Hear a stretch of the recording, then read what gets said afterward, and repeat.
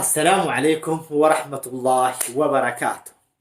أكمل درة جرتو إسنين جتا إلمان أورمو وري إدل الدنيا كان جرتان بكم جرتان السلام تانتية تن خواجا في جاللا إسنا حاجة إسنين جتا أرمي سينا وي تكان يخاو كساوي تكان إسنيف كبدي ديادة فيديو كان حاجة دماتتي أكنا ولي ترتان kabajaaf jaalanaan isin gaafadha.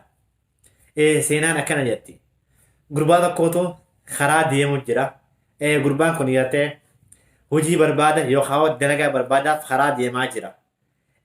Yeroo kana osoo deemu jiru masaraa mootummaadhaa takka dhaqe. Osoo hojii barbaada deemu jechuudha. Yeroo kana waardiyaa mooraa sanii gaafate aboo kana hojiidhaan barbaada. Saniifuu mee hojii harkaanii qabdanii yoo dalagaa harkaa qabaattan akka dalagaa tana nana hiixaniin isin gaafadhaa jeen. Yeroo kana hayyara koon qabu mooticha si himna dalagaa inni jirti dalagaa sin eeynaa jedhaniin. Yeroo kana namtichi kuni akkasitti immoo obsaan taa'ee eeggate hanga gartee alaa fi bakka sanii yookaan itti gaafatamaa bakka sanii gaafatan takkatti obsaan taa'ee eeggate. Yeroo kana amma achirraa gaafatanii dalagaa inni jirti dalagaan tantee garuu wardiyaadhaa jeniin. Wardiyaa mooraa tanaati gamanaatti wardiyaa gibbii tana eeydaa jeniin. Garuu masaraa mootummaa tanarraa lafti xiqqoo jechi baatuudha. Yeroo iddoon tuni iddoo gartee addabaabaayii karaan itti walitti dhufu yookaan itti wal dabru jedhamti. Bakka san teesseeti akka gartee mooraa tana mootummaan hin seenne akka gartee mooraa mootummaa tana hattuun yookaan wanni shiftaan garaagaraa hin seenne eeydaa janiiniti fuudhanii halkan achi geessan. Garuu dubbiin haa ta'u malee bakkattiin gurbaa kana geessan bakka madura isa duratti namni hedduun itti du'aa turani. Namoonni kunis haala akkamiin dhuman jennee waliin haa hordofnu. Yeroo kana amma namtichi halkan waardiyaa osoo taa'u jiru halkan sa'a 8 yookaan sa'a 9tti halkan walakkaa namni lama hagaatee waan isaanii waan biraa kan dheerinni isaanii akka ajaa'ibaa itti dhufan habalee qabatanii namicha waardiyaa kana itti dhufan. Garuu kana duratti namtichi waardiyichi kun yaada sadii sammuu keessaa qaba. Yookaan agartee waa sadii tan himaniif akka hikmaatitti sammuu isaa keessaa qaba.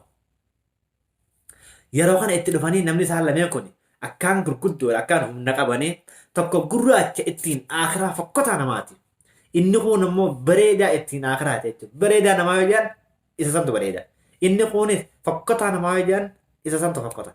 Jara lameen kanaatu ni beektan gaafa dur daawwitiin hin jirtu akka itti adda bahan wallaalan. Jarri kun guyyaa bosona keessa waliin oolan anaa sirra bareedaa fi lakkii naa sirra bareedaa irratti waliin oolan.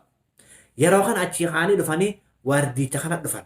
Yeroo waardiicha dhufan habaleen isaan deemaniin ilma namaa dhiisi mixiin yoo irra baate bakka lamatti adda murti. Yeroo kana amma dhufanii gaafatan. Aboo gurbaa jenneen yee miskiintichi taa'ee waardiyaa eeguu jiru kuni. Nu lameen kana isa kanaa fi ana kana kamtu irra bareedamee adda nu baasii jeen namtichi. Hogguu kana miskiintichi waardiyaa taa'u kun taa'ee itti yaadee osuma taa'u jiru maaltu sammuu isaa keessa dhufe. Amma dura dhaamsa qaba. Akkuma harree bosiniin jee dhaamsa sadi qaba. Ilma namaatirraa waan himin tokkoffaa. Lammaffaa amaanaa si kennante hin nyaatin. Sadaffaan inni qabu iddoo waatti himu jiran bakka wanni gaariin takkaawa muhadaraan haa taatu gorsi gaggaariin irraa himamu jiru biran kutin kajaamu kana dhaamsa kana sadeen kana sammuu keessaa qaba. Yeroo kana taa'ee itti yaadee isaan lachoo kanaaf ija keessa kana lallaalee yaadni gartee ilma namaatirraa waan himinii ja'aniin san sammuu isaa keessa gabbu'e. Hogguu kana akkas ilaalee kanaas ilaalee aboo isin lachuutu akka ajaa'ibaa bareedan jeen. Inni atis isan caaltu inni isin caalu lameen keessan akka waan nama tokko akka addaan dhoosanii akkasii babbareedanii jeen. Jarri achii gammadaniiti beekee dubbii tana keessa naaf hubadhu silaanii fi inni sun nama tokko faarsee tokko arrabsee mataan isaa irraa muramaa ture. Akkasirratti dhaabbatee isin lachuu ni bareedan inuutu yoo akkanatti faalliqitti isin laalan wooma gartee nama tokko adda muran bar fakkaattanii jeeni jara gammachiisee yaase. garuu isa kana duratti waardiyaa hedduutu bakka sanatti dhumaa ture. Maaliif waardiyoonni san hubannoo san waan hin qabneef yeroo itti dhufanii gaafatan hay abooti ilaaltee hin gartuu siitu irra fakkotaa lafa ati ilaaltee hin gartuu siitu bareeda jaaniini hasalaa fakkotaa janiin kun mataa irraa muraa jechuudha. Akkasin namti sun halkan sun naga bahee warri gartee silaa ganama yeroo aduun bareede reefka du'aa waardiyaa du'aa achirraa fuudhaa turan san sanduuqa reefkaa fudhatanii bakka san dhaqan bakka ittiin maaruufa akka namni yeroo hunda bakka suni waardiyaan du'aa turte ni beekama namnichi dhaqe akka ganama gartee nagayaan aduun itti bariine ni beekan jechuudha.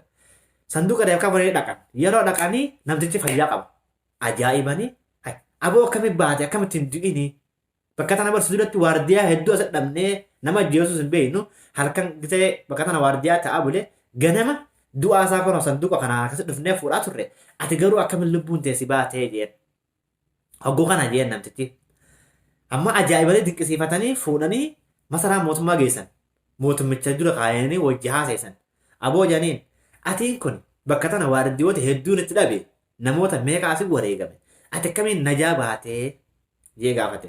Hogguu kana jeen mootichaan yaaboo akkini itti najaa beessii fi namaa jeen ani dhaamsa sadiin sammuu tiyya keessaa qabaa jeen. Dhaamsa sadiin irraa tokkichaan ammoo ammaan tana ragee kana siifii nima lameen kaan inshaallah gaafa hojiin itti dha'ineen si himaa jeen. Okay tokkichaa eda gartee lubbuu tante si baase kana yookaan si baraare kana mee adda baasi naa himee jeen. Ani yaanni inni duraa kanneen sammuu keessaa qabu ilma namaatirraa waan himinii kaja'uun sammuu keessaa qabaa jeen.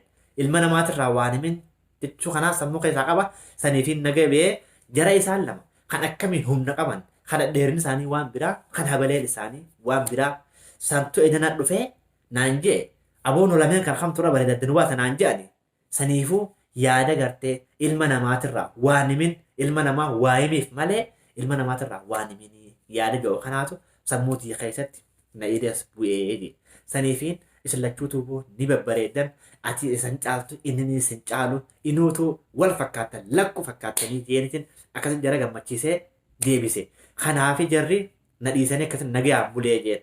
Yeroo kana mootichi biyya sanii jechuudha dinqisiifatee hayyee yeroo muraasaaf biyya biraa ittiin imaltuu deema saniifuu amaanaa qe'ee biyya tanaa fi angummaa biyya tana sittiin kannaa jeen.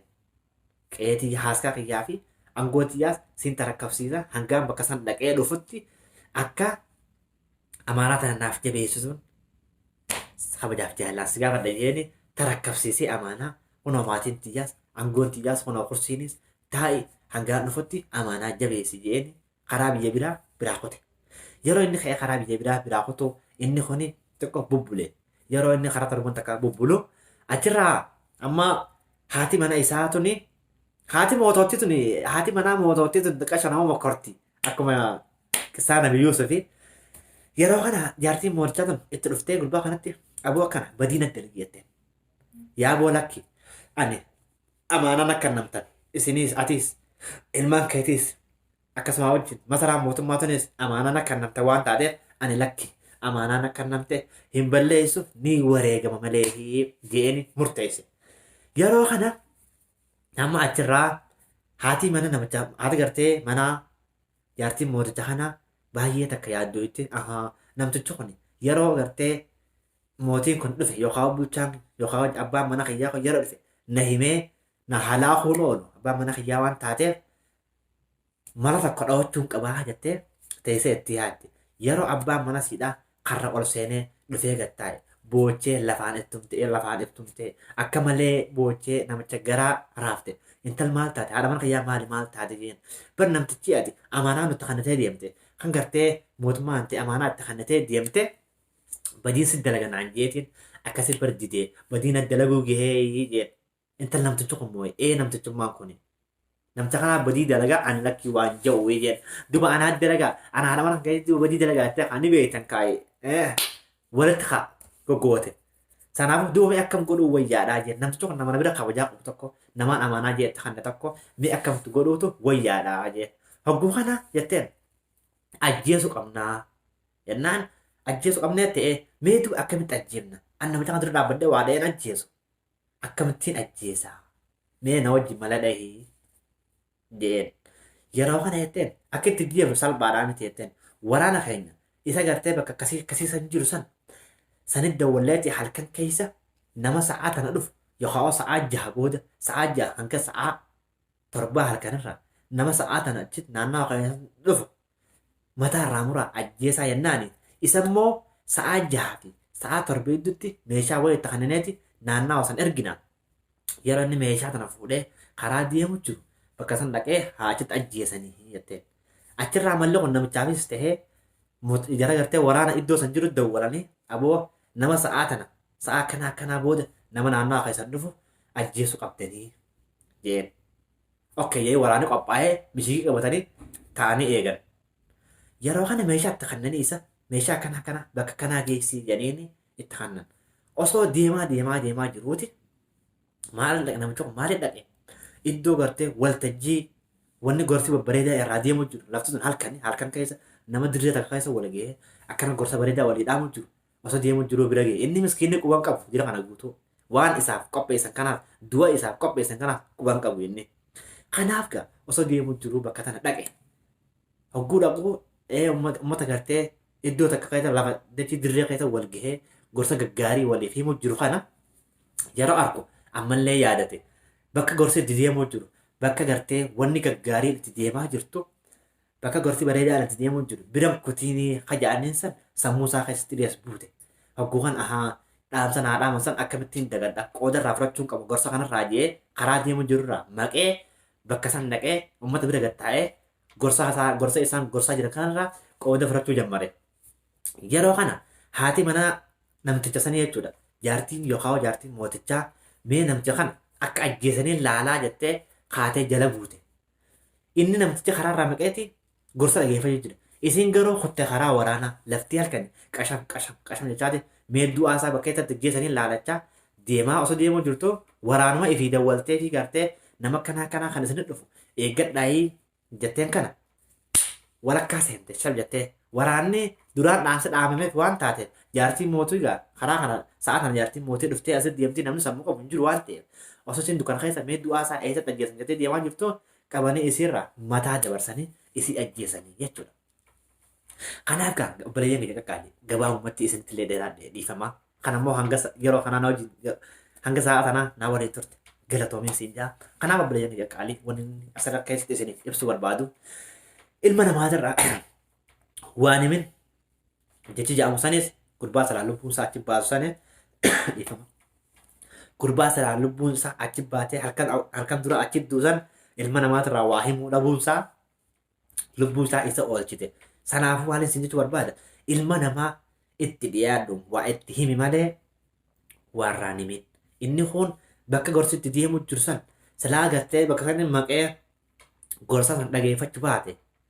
Karaa sun gartee osoo deemu jiru waan inni deemu jiru tanaan bakka hanga eeyyee silaa osoo deemu jiru itti kutee achitti halaakame. Kanaafuu iddoo gartee wanni gaariin itti deemu jiru iddoo gorsi babbareedaan itti deemu jirus biram kutin. Inni lammaffaa amaanaa si kennamte irra wareegame malee hin nyaatin. Sadaffaan sharrii namatti hin yaadin. Akkuma haadha mootitti haadha yookaan daanyaa biyya sanii tagartee namticha nagaan jiraachuu jiru shira irra yaaddee bakka isa inni qalamu isiin qalamteeti. Kanaaf ilma namaatirraa waan himin amaanaa isa kennamte hin nyaatin wa'ada namaa hin diikin ilma namaatirratti ajjechaa hin raawwatin hamtuu ilma namaatitti hin yaadinin siin ja'a waan hanga kanaa naa waliin turteef galatoomii جزاك الله خير الجزاء. السلام عليكم ورحمة الله وبركاته.